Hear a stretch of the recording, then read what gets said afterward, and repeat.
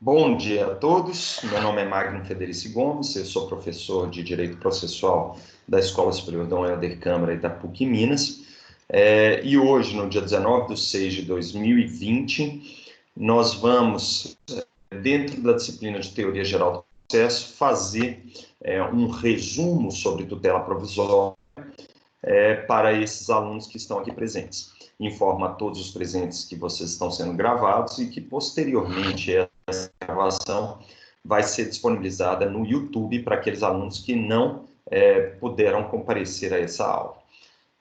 Eu informo também que nós temos 4 videoconferências lançadas no YouTube, né? Uma que é a videoconferência relacionada com a teoria geral da tutela provisória. Aí nós temos a 2, que é o procedimento de tutela provisória de urgência cautelar. Nós temos ainda o 3º vídeo, que é a tutela provisória de urgência antecipatória. E, finalmente, nós temos o 4º vídeo, disponibilizado no canal do YouTube, que é a tutela provisória de evidência, tá? De evidência. Então, a intenção de fazer mais um vídeo de tutela provisória é simplesmente fazer um resumo sobre os 4 vídeos anteriores, para que nós tenhamos, então, uma visão panorâmica, né, do que é a tutela provisória. Então, esse vídeo eu vou intitular de Panorama de Tutela Provisória, porque ele vai ser, de fato, um resumo abreviado de todos os conteúdos que anteriormente foram apresentados. Eu informo a vocês, então, vamos começando os conteúdos, que a tutela provisória ela tem várias classificações e ela é considerada uma regra de teoria geral do processo, né? Ela está no livro 2, no livro 5, perdão, das disposições gerais relacionadas a todos os processos. Então, quando nós falamos de tutela provisória, a tutela provisória ela é aplicável tanto ao processo de conhecimento quanto ao processo de execução. E ela substituiu um antigo processo que era chamado de processo cautelar. Hoje em dia, a tutela provisória ela tem uma perda de autonomia a partir do momento que ela passou a ser processada dentro dos autos do processo principal, ou seja, não haverá mais aquela distribuição por dependência da tutela provisória, né? Mas a gente nota, então, que ela tem um caráter incidente ao processo de conhecimento. Então, ela sempre vai ser decidida dentro dos autos, aonde vai ser formulado o pedido principal, né? Mas essa foi uma perda de autonomia, mas formal. Por quê? Essa perda de autonomia ela se deu em função dessa determinação do legislador de incluir do pedido principal o pedido de tutela provisória. Mas, doutrinariamente, a tutela provisória ela continua tendo autonomia ao pedido principal. E por que ela continua tendo essa autonomia? Porque os requisitos de deferimento da tutela provisória são diferentes dos requisitos do pedido principal. E eu vou mostrar isso para vocês, né? Nós temos requisitos diferentes para cada modalidade de tutela provisória. E esses requisitos, eles envolvem claramente, né, a previsão ou o cumprimento dos dispositivos do artigo 300 do CPC, no caso da tutela provisória de urgência, ou no caso da tutela provisória de evidência, do artigo 311, que seriam os requisitos para deferimento da tutela provisória. Agora, quando nós falamos de requisitos para o pedido principal, o pedido principal, que é o pedido de mérito, que seria, obviamente, aquele pedido imediato, né, de reconhecimento do direito material a favor da parte, obviamente, a partir desse conceito, nós vemos que os requisitos para concessão do pedido principal seriam a aderência ao direito material pleiteado na ação, em função do caráter instrumental do processo, né, e a partir de Calamandrei. Então, dito isso dessa forma, nós vamos começar com certos conceitos básicos de tutela provisória, e esses conceitos básicos são, primeiro, a tutela provisória ela se subdivide em tutela provisória de urgência ou de evidência.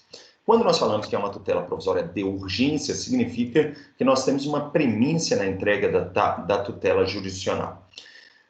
Então, a parte não pode esperar a futura decisão de mérito, e ela precisa da entrega da tutela jurisdicional em caráter imediato, né, às vezes em caráter liminar, né, e quando a gente fala de liminar, seria antes da oitiva da parte contrária, né, e inaudita altera parte, ou seja, no limiar da lite.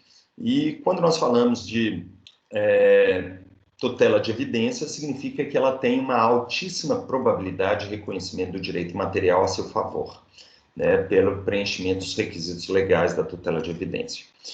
Mas, de uma forma ou outra, quando nós falamos de tutela provisória, né, ela se subdivide, né, ela tem certas características. E antes de entrar nessas características, eu ainda vou falar de novo outro elemento importante, né? Nós falamos que a tutela pode ser de urgência e de evidência. Então, a tutela provisória, ela se subdivide em duas. E a tutela provisória de urgência, ela ainda se subdivide na forma do parágrafo único do artigo 294, em tutela provisória de urgência cautelar ou antecipada.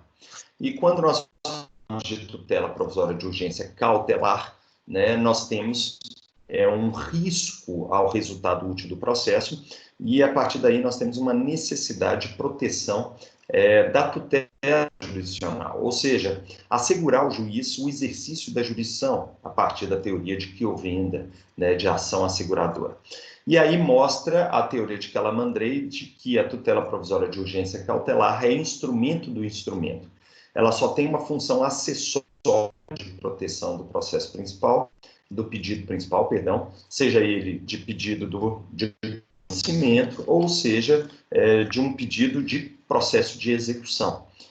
E quando nós falamos da tutela provisória de urgência antecipatória, né, nós estamos falando de uma antecipação da pretensão final, porque existe um risco, né, de dano ao direito material propriamente dito. Então, eu tenho uma coincidência entre o pedido principal com o pedido de tutela provisória, e como aquele pedido principal não pode esperar a futura sentença que venha a ser proferida pelo juiz, é possível ao próprio juiz antecipar a pretensão final em caráter antecipatório, não é isso? Desde que estejam preenchidos os requisitos legais. Tudo bem. Então, eu já introduzi quais são as modalidades de tutela provisória, né, as modalidades. Nós temos mais uma modalidade muito importante, que é a tutela provisória. Ela pode ser em caráter incidente, antecedente, né? Então, são duas modalidades. Antecedente é quando a tutela provisória ela é requerida antes do pedido principal. Tá bom, senhores? E a tutela cautelar, a tutela provisória incidente, é aquela que é formulada após a formulação do pedido principal ou concomitantemente ao pedido principal. Então, isso significa o seguinte, que se já foi ajuizado o pedido principal, uma ação de declaratória de inexistência de dívida, e no curso do processo passa a ter uma urgência, né, porque a negativação do nome foi feita após o ajuizamento da ação, é possível requerer a tutela provisória de urgência antecipatória em caráter incidente. Agora, se por acaso eu formulo em conjunto os dois pedidos, o nome do autor já está negativado e eu peço uma tutela provisória de urgência antecipatória já na petição inicial, e na petição inicial, além do pedido de exclusão definitivo do nome do SPC, Serasa e cartório de protestos, eu insiro também o pedido de declaração de inexistência da dívida, de exclusão definitiva e ainda de indenização por danos morais, aí nós vamos ter o quê? A tutela provisória em caráter incidente. Então, cuidado. Pedido principal já formulado e depois formulado o pedido de tutela provisória, automaticamente nós temos tutela provisória incidente. Se eu apresentar a petição inicial e formular conjuntamente o pedido principal e o pedido de tutela provisória, aí eu também vou ter o caráter incidente. E quando nós temos a tutela provisória formulada em caráter incidental, ela independe de pagamento de custas, porque as custas prévias já foram recolhidas e ela é formulada nos próprios autos do pedido principal. Tá claro, senhores? Agora, se a tutela provisória, ela é antecedente, você tem que atribuir o valor de causa, o mesmo valor do pedido principal. E nesse valor de pedido principal, você vai recolher as custas processuais com base no valor do pedido principal. Tá claro, senhores? Então, a tutela provisória antecedente, ela tem custas, mas na hora que você formular o pedido principal, você não vai ter que recolher novas custas para aquele pedido. E dito isso, agora no artigo 296, né, eu vou mostrar para vocês as características da tutela provisória. E essas características da tutela provisória, elas estão, obviamente, previstas na doutrina. Dentro dessas características da tutela provisória, é importante eu ressaltar para vocês, né, que a doutrina trouxe essas características, que são 4 características, né? Então, aqui eu posso começar, né, com a provisoriedade. Depois da provisoriedade, nós vamos para a revogabilidade, né? Depois da revogabilidade, nós vamos falar ainda da instrumentalidade. E, finalmente, nós vamos falar da autonomia, que eu já mostrei aqui para vocês, ou que eu já comentei para vocês anteriormente. Então, ao falarmos dessas 4 características, né, 2 delas já estão no artigo 296.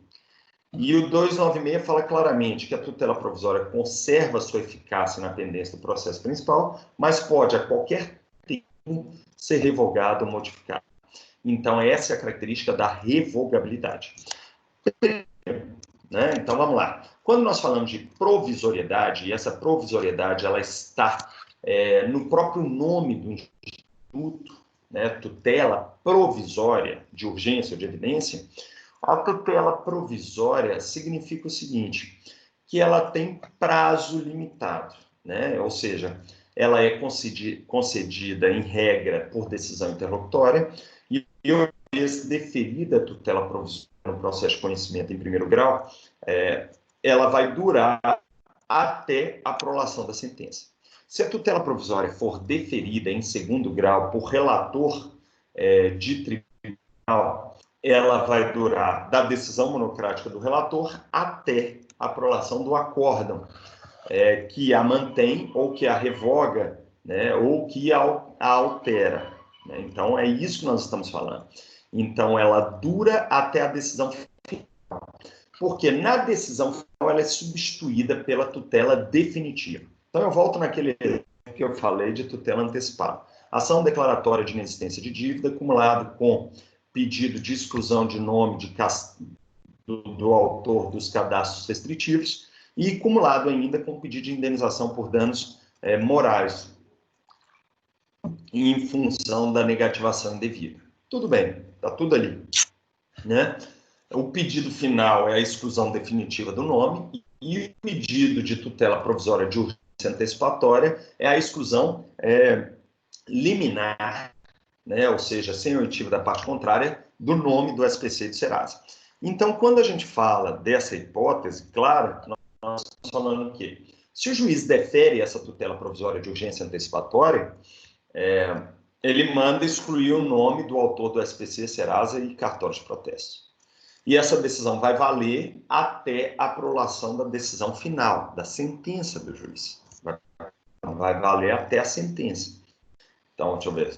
Então, é assim que nós estamos falando. Defere a medida liminar e ela vai valer no curso do processo, mas ela pode ser revogada a qualquer tempo, cuidado, não é isso? E aí, na hora que é proferida a sentença, essa sentença de procedência do pedido, ou de parcial procedência do pedido, a tutela provisória que foi deferida na liminar, ela passa a ser substituída pela tutela definitiva. E aí passa a valer a tutela definitiva dali em diante. Tá claro, gente? Eu vou responder as perguntas ao final, tá certo, senhores? Então, quando nós temos essa situação, isso mostra a provisoriedade do Instituto. Então, essa provisoriedade está prevista no artigo 296, que nem eu falei aqui para vocês, e também no artigo 310. do Código de Processo Civil. Porque, mesmo que você perca o pedido de tutela provisória, e quando ele é antecedente, o que acontece? Ele sendo antecedente, e ele foi indeferido por decisão interlocutória, isso não obsta à formulação do pedido principal, porque ele tem requisitos diferentes. E aí, o que nós temos? Nós temos claramente que eu posso formular o pedido principal mesmo que haja um indeferimento da tutela provisória, com uma única exceção, porque o juiz pode reconhecer de ofício, que nem eu falei para vocês na aula anterior, a decadência ou a prescrição. Então, se o juiz, apreciando um requerimento de tutela provisória de urgência antecedente, declara prescrição e decadência da pretensão final, esse é o único caso em que não é possível a formulação do pedido principal, porque já houve o reconhecimento da questão prejudicial. Dito isso, senhores, nós vamos para o próximo, que é a revogabilidade. E ao falarmos de revogabilidade para vocês, nós falamos o seguinte, que a tutela provisória ela não se submete à coisa julgada. Tá claro? Isso é claro. Coisa julgada material, salvo naquela hipótese de prescrição e decadência. Então, quando a gente fala de tutela provisória, isso significa que ela pode ser revogada a qualquer tempo, inclusive no curso do processo de conhecimento. Então, vamos lá. Se eu tenho aqui o deferimento da tutela provisória de urgência antecipatória e o processo de conhecimento está tramitando, e na hora da decisão de saneamento houve modificação da situação fática que autorizou o deferimento da tutela provisória antecipatória, o juiz, por nova decisão interlocutória fundamentada, ele pode alterar aquela decisão anterior. Não é isso? Ele pode alterar. Isso não é muito comum na prática, mas ele pode, tem uma autorização legal para isso. O que é mais comum é acontecer o seguinte, como nós estamos falando de processos autônomos com requisitos diferentes entre eles, de pedidos autônomos com requisitos diferentes entre eles, pode acontecer de ser deferida a tutela provisória de urgência ou de evidência, e ao final, na sentença, na hora que o juiz for proferir a sentença em cognição exauriente, que é após o contraditório, a ampla defesa e a ampla dilação probatória, o juiz reconhece que não é caso de julgar procedente o pedido do autor.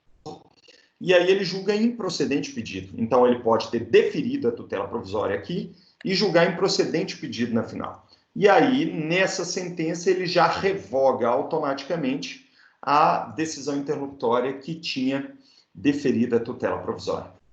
Então, pode acontecer isso que eu estou falando para vocês, tá bom? Ele pode deferir, julgar improcedente e revogar totalmente, ou ele pode, na sentença, julgar parcialmente procedente e revogar em parte a tutela provisória, e ele pode também, obviamente, deferir a tutela provisória aqui e, na sentença, julgar totalmente procedente o pedido e confirmar os efeitos da tutela provisória em caráter definitivo.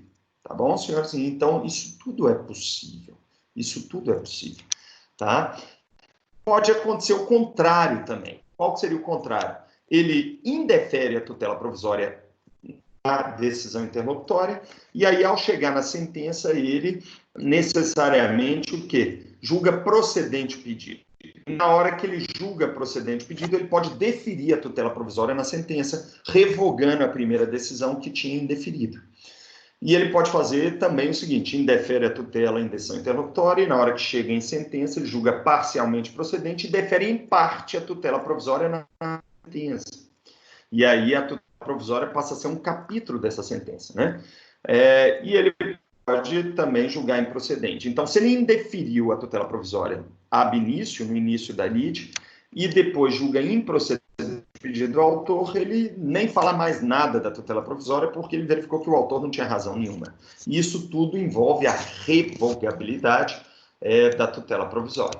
Tá bom, senhores? E dito isso, nós seguimos. Então, o terceiro elemento importante é a instrumentalidade, né, que é a de Piero Calamandrei, né, e a instrumentalidade envolve a tutela provisória de urgência cautelar, porque ela nada mais do que instrumento. Então, se o direito processual é direito instrumental, que efetiva o direito material, a tutela provisória cautelar ela ainda tem uma função acessória do próprio processo.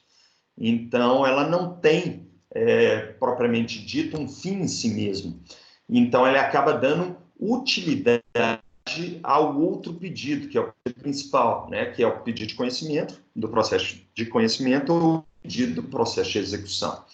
Né? Então, é aí que nós falamos que a tutela provisória nada mais é do que instrumento do instrumento. Finalmente, então, nós falamos aqui da última característica da tutela provisória, que é a autonomia. E ao falarmos da autonomia, senhores, nós falamos o quê? Que os requisitos, eu já falei isso hoje, só estou repetindo, os requisitos da tutela provisória são diferentes dos requisitos da tutela final ou definitiva, né? E por isso nós temos autonomia. E a partir dessa ideia de autonomia, nós temos esse artigo 310 que eu já falei antes para vocês. Se eu perdi a tutela cautelar, ainda assim eu posso formular o pedido principal, né? E em nada vai alterar o indeferimento da tutela cautelar no julgamento principal. Tá bom, senhores? Salvo se houver reconhecimento de decadência ou prescrição. E eu tenho que falar para vocês os requisitos básicos da tutela cautelar, que são o fumus boniuris e o periculum in mora. Fumus boniuris, que é a fumaça do bom direito, né, a probabilidade do direito material, em cognição sumária, sem contraditório, sem ampla defesa às vezes, né, mas sempre sem ampla dilação probatória. E ainda o periculum in mora, que é a necessidade de acautelamento do exercício da jurisdição. É o risco ao resultado útil do processo na forma do artigo 300 do CPC. Então, esses são os requisitos. Agora, a tutela cautelar, então, ela não se confunde com o pedido principal. E, da mesma forma, a tutela provisória de urgência antecipatória, que vai ter como requisitos quais? A probabilidade do direito material, que é o mesmo requisito do fumus boniuris, né? E ainda nós vamos ter o quê? O perigo de dano ao próprio direito material. Então, a manutenção do meu nome no cadastro restritivo gera dano ao autor, porque ele tem limitação de crédito em função disso. Tá claro, senhores? Ele tem limitações de crédito. Outro exemplo de tutela provisória de urgência antecipatória. Se eu tenho a necessidade de receber medicamento do SUS, do Sistema Único de Saúde, automaticamente essa necessidade, ela envolve o que é uma urgência na entrega do direito material sob pena de perecimento do próprio autor da ação, ou seja, ele precisa do tratamento médico sob pena de morrer, né? Então, é isso que eu mostro para vocês. E aí eu adianto para vocês a teoria de Carnelucci, né, que fala que o processo cautelar, né, era um tercio gênero, ou seja, um terceiro gênero. Então, porque esses requisitos são totalmente diferentes da pretensão de direito material. Tá claro, senhores? E dito isso, então, nós voltamos para o artigo 296, nós estamos lá no artigo 296 do CPC, que indica, então, tanto a revogabilidade, né, quanto a provisoriedade da tutela provisória, né? Seguindo em diante, o artigo 297 é um artigo muito importante, né? É o artigo que prevê o poder geral de cautela, e ao falarmos do poder geral de cautela, isso demonstra que o juiz pode determinar de ofício, inclusive, em caráter de tutela provisória incidente, todas as medidas que ele considerar adequadas para assegurar o direito das partes, né, para a efetivação da tutela. Então, quando nós falamos disso, nós falamos que o juiz, muitíssima atenção, ele pode, prestem muita atenção, converter o requerimento de tutela provisória de urgência cautelar em requerimento de tutela provisória de urgência antecipatória por uma previsão expressa do artigo 305, né, que ele fala aqui, caso o pedido a que se refere o caput tenha natureza antecipatória, o juiz observará o artigo 303. Isso é o que nós chamamos de fungibilidade de tutela provisória de urgência. Não existe um dispositivo para essa fungibilidade reversa, ou seja, se a parte formular requerimento de tutela provisória antecipatória, e o juiz converter em tutela cautelar. Por quê? Porque ele não está previsto isso expressamente no artigo 303. No entanto, senhores, é possível a partir do poder geral de cautela, né, que vai estar aqui no artigo 297. Tudo bem, senhores? Então, quando nós falamos desse artigo 297, eu errei na citação prévia, que não é o 296, mas sim o 297, tá? O juiz pode deferir as medidas adequadas para a efetivação da tutela provisória. O que eu chamo a atenção de vocês disso aqui? Então, ele pode analisar o pedido de tutela provisória de urgência cautelar e deferi-lo como antecipatória. Ele pode analisar um pedido que a parte, que o advogado, o autor, tenha formulado errado, de tutela provisória antecipatória e convertê-lo em tutela cautelar. Porque a tutela provisória, ela está dentro daquele conceito de quiovenda, de ação asseguradora. Então, o juiz tem que assegurar o exercício da jurisdição.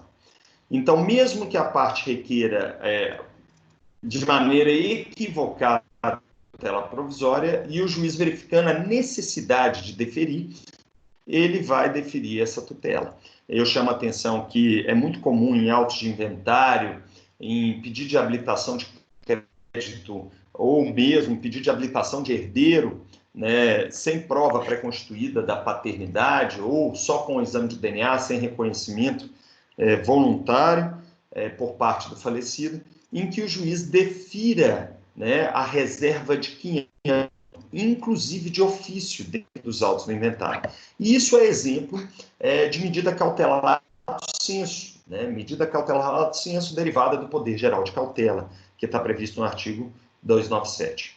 Eu chamo a atenção que, para a efetivação da tutela provisória, você utiliza as regras do cumprimento provisório de sentença, tá? E caso vocês tenham interesse em saber o que é cumprimento provisório, já existe um vídeo também no YouTube sobre cumprimento provisório de sentença. E aí eu mostro para vocês o seguinte, né? Vamos lá. O artigo 296, 298 já foi ensinado, que a decisão que nega, modifica ou revoga a tutela provisória depende de decisão fundamentada do juiz, então se aplica aquele princípio da jurisdição, que é a motivação das decisões judiciais. Então, é obrigatório motivar as decisões judiciais, inclusive de tutela provisória. E no artigo 299, chama a atenção de vocês que é a competência para conhecer do pedido de tutela provisória. E a competência vai ser sempre do juiz competente para conhecer do pedido principal. Então, aquelas regras de competência interna, cujo vídeo está disponibilizado também no YouTube, devem ser observados quando for requerida a tutela provisória antecedente. Tá joia, senhores? Então, ela é formulada antes do pedido principal, mas para quem que ela vai ser formulada? Ao juiz competente para conhecer do pedido principal. Isso em primeiro grau. Agora, eu chamo a atenção de vocês que é possível, na forma do parágrafo único, formular pedidos de tutela provisória perante o tribunal, e aí é obrigatório, ela vai ser formulada ao relator, porque vai ter uma previsão no artigo 932, né, que incumbe ao relator do recurso ou do processo de competência originária, PCO, né, apreciar o pedido de tutela provisória nesses casos. E ele vai apreciar em caráter liminar, né, por decisão monocrática, né, e pode ser submetida à apreciação também do órgão colegiado àquele pedido de tutela provisória, se houver a interposição do respectivo agravo interno, na forma do artigo 1021 do Código de Processo Civil. Tá bom, senhores? Então, dito isso, muita atenção. Existem súmulas do STF sobre a necessidade de juízo de admissibilidade positivo do recurso antes de se formular o requerimento de tutela provisória. Então, atenção com isso. Tá? Se for um requerimento de tutela provisória cautelar, de urgência cautelar para atribuição de efeito suspensiva, recurso especial ou extraordinário, é obrigatório que o vice-presidente do Tribunal de Segundo Grau já tenha admitido o recurso especial ou extraordinário. Tá claro, senhores? Ou que esteja em grau de agravo de admissão, ou de agravo em respe ou rex. E essa é a previsão do artigo 299 do CPC. Tá claro, gente? Então, dito isso, agora nós vamos entrar basicamente nas espécies de tutela provisória, né, que eu já indiquei para vocês claramente. E dentro dessas espécies de tutela provisória, nós temos, então, primeiro, tutela provisória de urgência antecipatória. Vamos começar com essa. Tutela provisória de urgência antecipatória. É aquela que coincide, né, o pedido de tutela provisória com o pedido final, né, de mérito, né? E aí o que nós temos claramente? Os requisitos de concessão estão no artigo 300 e no parágrafo 3º do artigo 300 na tutela provisória de urgência antecipatória. Nós temos probabilidade do direito, que é o fumus boni iuris, para a tutela antecipatória. Nós temos ainda o perigo de dano ao direito material, né? Isso, ou seja, o próprio direito material está correndo risco de se tornar ineficaz. E nós temos, finalmente, a reversibilidade da medida da tutela provisória de urgência antecipatória. Tá claro, gente? Esses são os requisitos da tutela antecipatória. Quando nós falamos de tutela antecipatória, se ela é em caráter incidental, o juiz vai conhecer por mera decisão interlocutória e vai determinar o prosseguimento do pedido principal. Agora, quando você formula somente o pedido de tutela provisória de urgência antecipatória em caráter antecedente, antes de formular o pedido principal, aí nós vamos ter um procedimento especial, que é o procedimento do artigo 303. Tá joia, senhores? No caso de indeferimento, o juiz vai determinar a emenda da petição inicial no prazo de 5 dias, tá claro? Sob pena de ser extinto o processo de resolução de mérito, na forma do artigo 485, inciso 4, né? E mais inciso 10 por outros casos previstos no Código. Agora, se o juiz defere essa tutela antecipada, seja total ou parcialmente, o autor vai ter o prazo de dias para emendar o seu pedido, formulando o pedido principal, tá claro? E uma vez feita a emenda, o aditamento do pedido de tutela provisória, não é a emenda, perdão, é um aditamento, o juiz vai receber o pedido principal e vai determinar a citação do réu e a sua intimação para audiência de conciliação ou sessões de mediação na forma do procedimento comum. Tá claro, senhores? Se não houver o aditamento, vai haver a extinção do processo. Tá claro? Então, é obrigatório o aditamento quando foi requerida a tutela provisória de urgência antecipatória em caráter antecedente.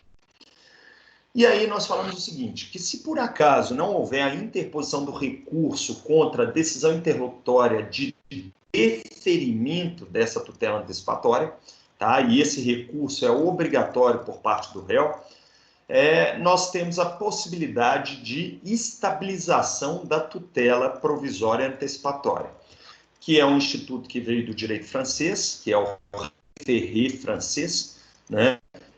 E que não faz coisa julgada material, porque vai haver a extinção do processo sem resolução de mérito. Eu já falei para vocês naquele vídeo 3 de tutela provisória, que é o vídeo amplo, né, que nesse caso nós temos que ter, né, primeiro, a ausência de recurso da parte ré pós-intimação da tutela provisória. Nós vamos ter que ter coincidência plena entre o pedido de tutela provisória e o pedido principal. Nós vamos ter ainda que o autor do pedido de tutela provisória vai ter que fazer um requerimento expresso nos autos requerendo a estabilização. E, por fim, nós vamos ter a sentença do juiz reconhecendo a estabilização e extinguindo o processo principal sem resolução de mérito, o que faz coisa julgada formal, né? E para impugnar essa decisão de tutela provisória estabilizada, né, qualquer das partes vai poder ajuizar uma ação no prazo decadencial de 2 anos, né, pedindo, seja reforma por erro injudicando, seja invalidação por erro improcedendo, ou seja revisão por relação jurídica continuativa da tutela provisória estabilizada.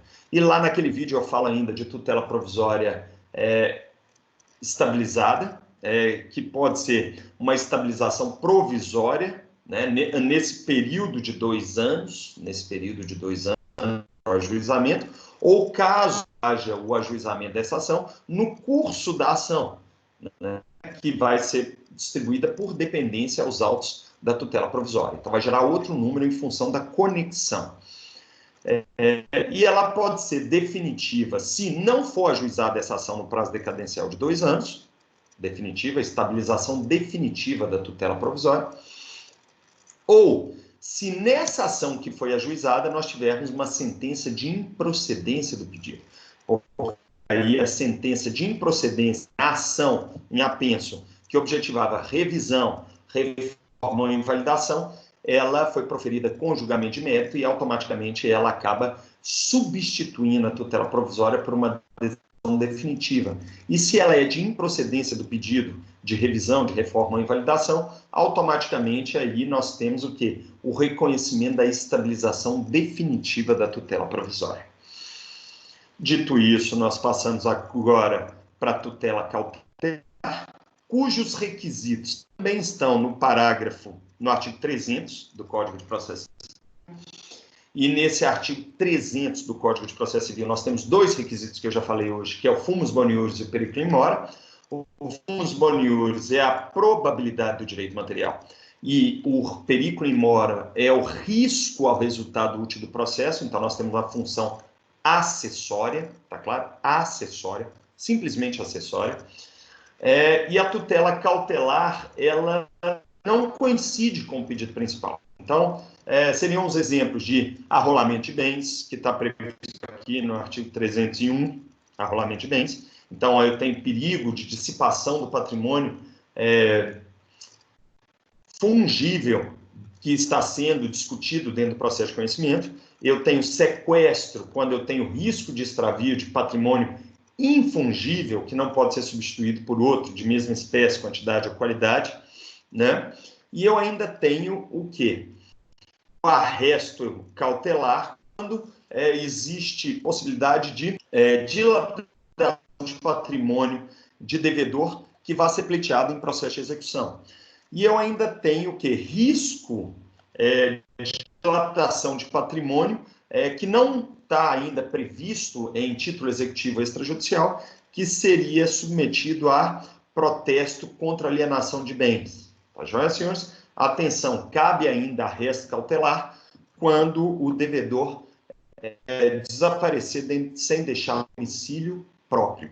Além dessas tutelas cautelares típicas do artigo 301, né, nós temos outra ainda do artigo 383, que é 381, perdão, a produção antecipada de prova, que é uma modalidade cautelar típica que foi mantida no CPC de 2015, né?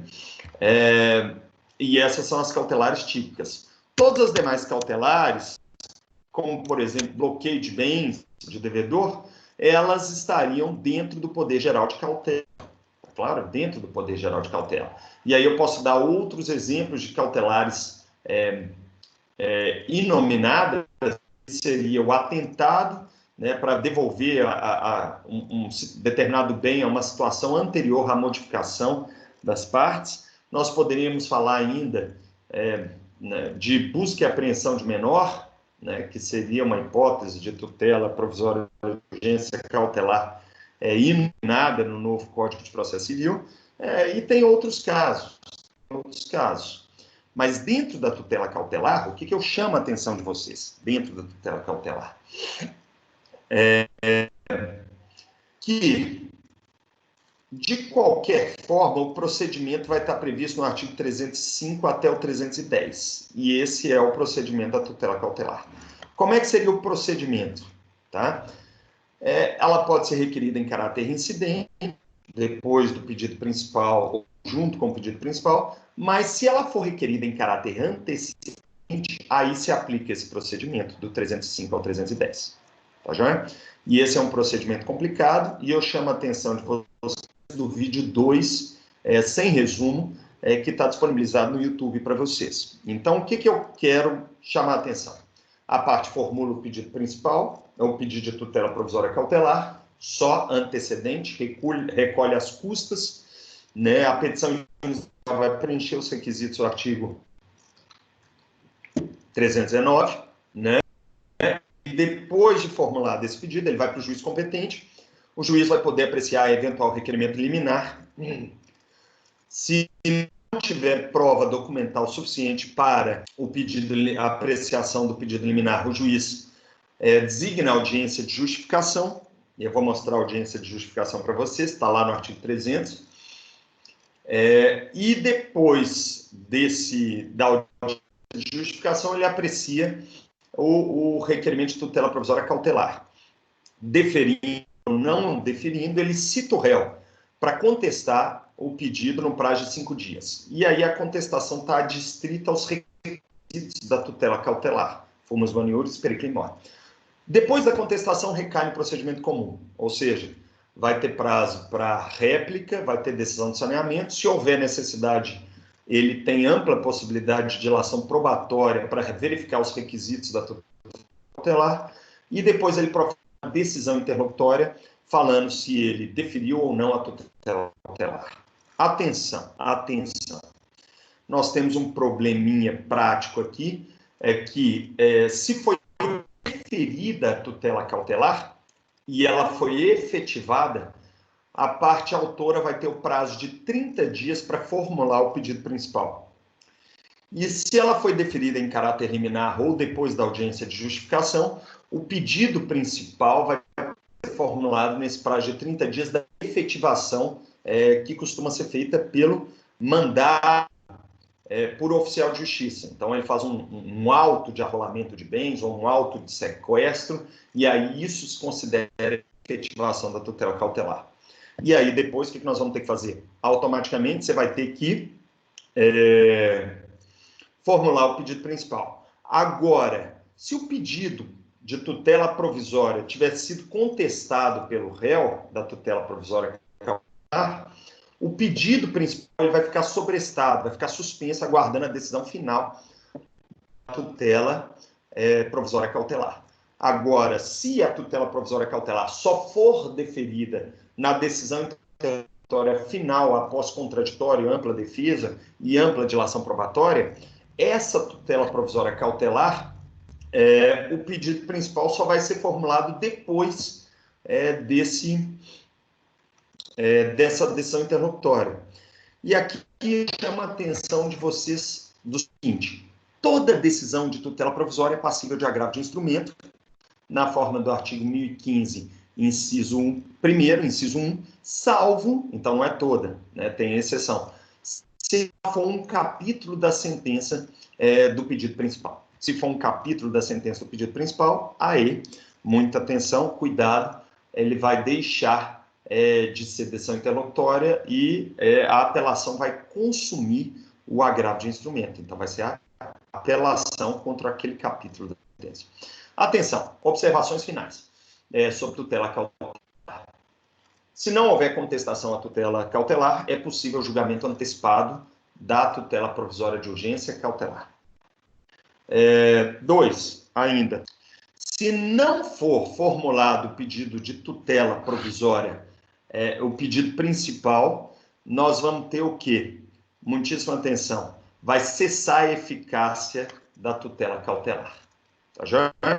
Então, se você não deduzir o pedido principal no prazo legal, né, e se não for efetivada a tutela no prazo de 30 dias do deferimento, ou se o juiz julgar improcedente o pedido principal, ou extinguir o processo, o pedido principal, sem resolução de mérito. Né? Então, aqui eu tenho uma proibição de renovação do pedido de tutela cautelar, salvo se houver novos fundamentos. Tudo bem, senhores?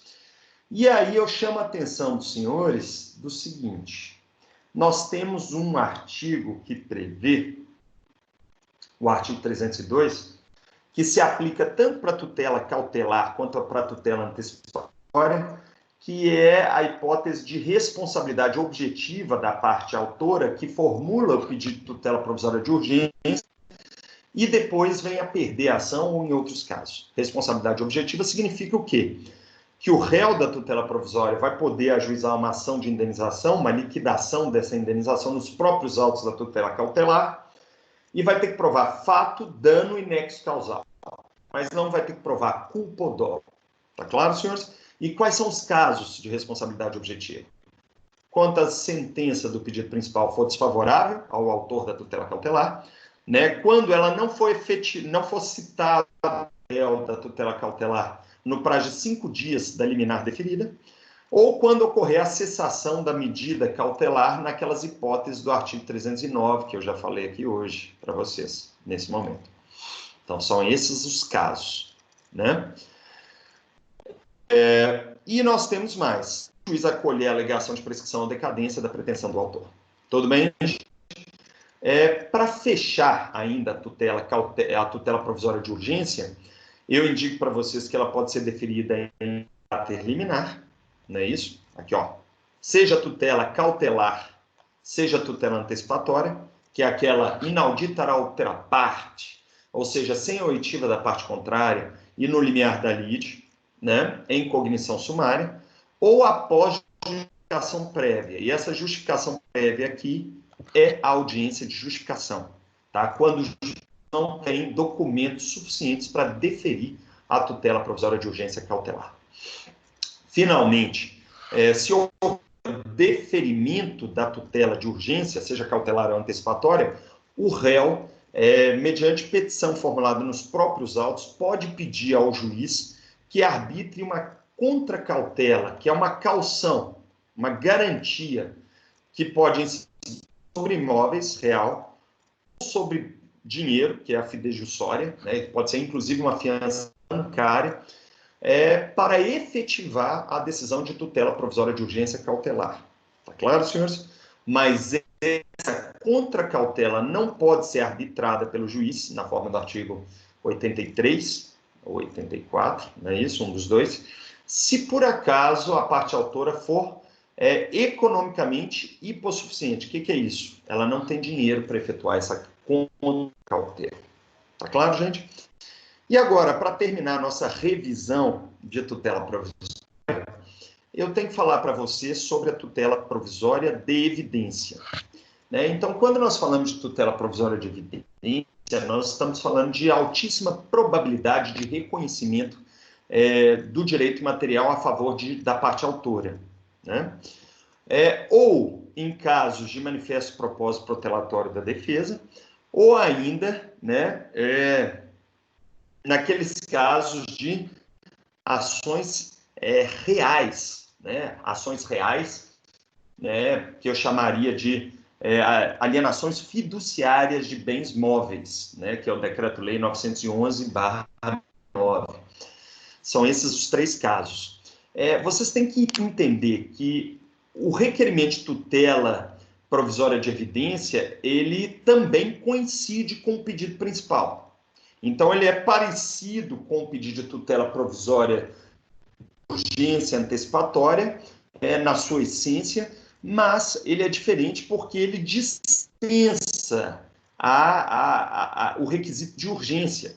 Então, olha aqui, no artigo 311, ele fala claramente que independe da demonstração de perigo de dano ou de risco ao resultado útil do processo. Né? Ele independe, isso significa que ele não tem como requisito a urgência, ele tem como requisito o quê? A evidência do direito. E a evidência do direito é a alta probabilidade de reconhecimento de direito material.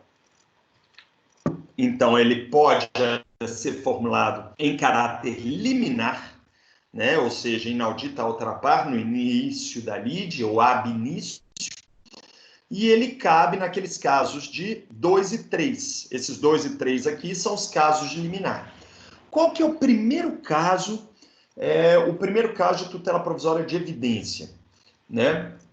A existência de precedente judicial favorável à pretensão do autor.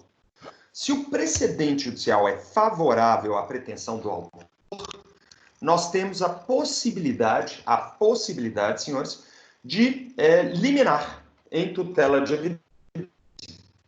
Eu estou com um caso lá de tutela de evidência que eu ainda não ajuizei. Eu tive uma cliente portadora de doença grave, que era câncer, e câncer, depois de aposentado, os proventos de aposentadoria tornam-se isentos de imposto de renda.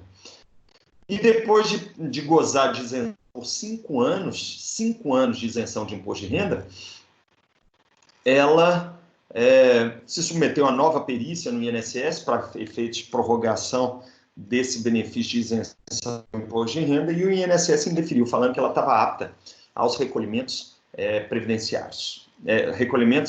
Ao recolhimento de imposto de renda, que ela não teria mais jus à isenção. No entanto, existe entendimento consolidado do STJ no sentido de quem gozou de uma doença grave, ou quem é portador de uma doença grave dessa natureza, né, porque o câncer, você não se cura de câncer, você controla o câncer. Então, a partir daquele momento, você tem direito à isenção para o resto da vida, até morrer. Esse é o precedente do STJ. Tá claro? Então, eu estou ajuizando essa ação agora, né? Inclusive, é urgente que eu ajuize essa ação, com um pedido de tutela de evidência. Para fazer o quê? Para reconhecer, já em caráter liminar, de isenção dela ao imposto de renda. Tá certo, senhores? Então, é isso que eu estou mostrando para vocês. Além disso, nós temos outros casos, que é o caso da busca e apreensão fiduciária, e aí nós temos, também cabe liminar de busca e apreensão de veículo, quando o devedor fiduciário deixa de pagar o financiamento do veículo, e aí o banco pede a retomada desse bem mediante a ação de busca e apreensão, e aí nessa ação de busca e apreensão nós temos claramente o quê? O requerimento liminar de busca e apreensão do veículo. E aí é um caráter de tutela provisória de evidência. E, finalmente, nós temos os dois últimos casos que seriam, né, casos em que não há liminar. E por que não há liminar? Porque nós temos que ter a contestação do réu. E quais são os casos? Né? É o caso do inciso 1, inciso 2, em que nós temos o quê? O que nós chamamos de manifesto propósito protelatório da defesa. O réu contesta e não traz nada, nenhum elemento que possa gerar dúvida razoável na pretensão do autor. Isso é um caso de tutela provisória de evidência. E eu já vi casos em ações de cobrança, né, em que ele fala assim, devo 100 mil reais, não nego, pago quando puder. Então ele fala isso na prestação. De fato, eu devo. Ou ele chega e fala assim, não, eu alego prescrição, tá? Ou alego decadência de direito. Eu já vi isso acontecer no processo. A defesa era, de fato, eu devo, mas eu tenho outras matérias aqui. E aí ele começa a requerer prova e começa a enrolar o processo, entre aspas. E aí o juiz, antes mesmo da sentença, ele já defere a tutela de evidência e determina pagamento daquela questão. Notem que na tutela de evidência, a irreversibilidade da medida não é requisito. Não é requisito. Então, isso é manifesto propósito relatório da defesa ou abuso de direito de defesa por parte da parte réu. Com isso, senhores, eu termino aqui o nosso vídeo de tutela provisória, panorama da tutela provisória. Foi um panorama resumido.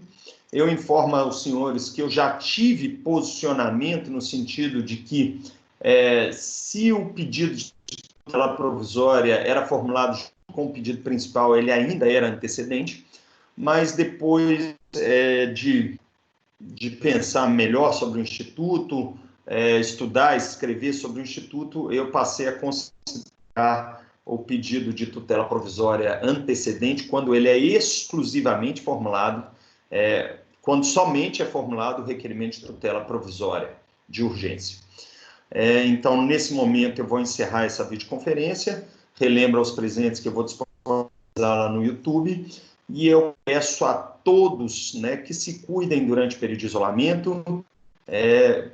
O cuidado que vocês têm com vocês também será o cuidado com o outro, tá? Então, muito obrigado pela atenção, né, e a gente se encontra nos próximos vídeos. Até mais.